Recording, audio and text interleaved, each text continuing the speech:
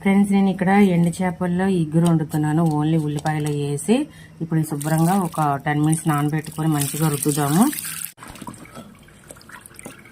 ఇవి మంచిగా ఇట్లాగా రుద్దుకుంటే దీనికి ఉన్న పులుసులన్నీ మంచిగా వస్తాయి.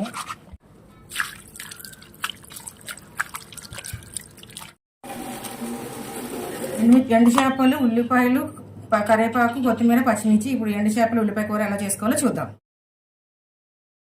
అంటే ఆయిల్లో ఇవన్నీ ఫిష్ అంతా కడుక్కున్నాం కదా, ఇవన్నీ ఫ్రై చేసుకున్నాం. మంచిగా ఎర్రగా ఎగిపోయినాయండి. ఇప్పుడు తీసేసుకుందాం.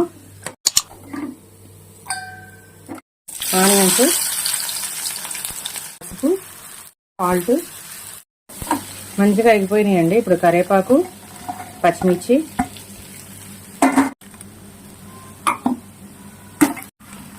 కారం, ఉప్పు వేసుకుందామండి. ఆనియన్స్ అప్పుడే వేసాను. ఇప్పుడు కూర తగ్గట్టు